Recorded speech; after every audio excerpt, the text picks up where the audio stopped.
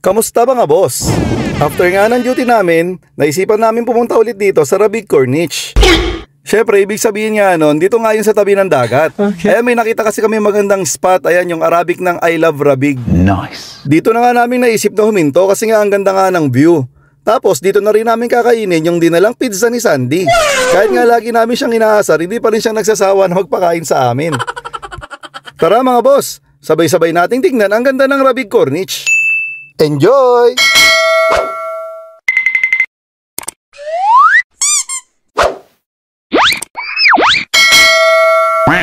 Dito na naman kami sa Rabig Corniche. Ayan.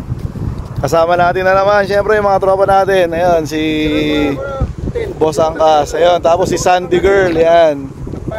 Ito yung baguhan namin. Ayan, yung baguhan. Tapos yun yan, baguhan lang yung dalawa na yan. Ayan, yan, baguhan. Ayun, si Boss Driver, oh. Itutok mo sa ano, sa Paco. Parang babalik ko pa. Ayan, dito tayo. Oo nga, no? Andito kami sa ano, Arabic ng I Love Rabig. Yan. Ganda, no? Yung Corniche nila eh, malawak din eh, maganda.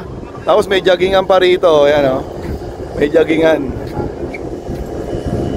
Ang malupit, yan. May merienda tayo, syempre. Ito. May merienda tayong pizza. Yan, bili ni Sandy yan. Ayan, may soft drinks pa. Maganda rito. Puntahan natin yung dagat. Yan, puntahan natin din yung dagat para makita natin dito sa side na to.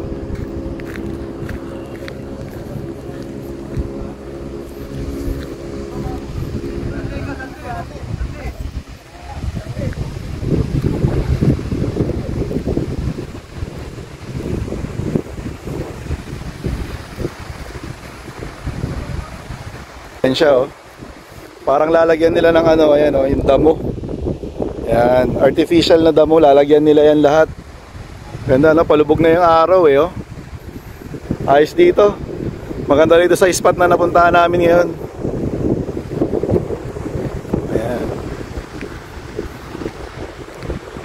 Ayun sila, yan, kakain na. So ayun mga boss. Ayan mga boss, maganda naman dito. Relax muna tayo bago kami umuwi galing sa trabaho, no? Ano na ngayon eh, mataas pa rin yung araw, no? Palubog na pala yung araw. 7 ano na, 7:15, 7:15. So ayan, yan.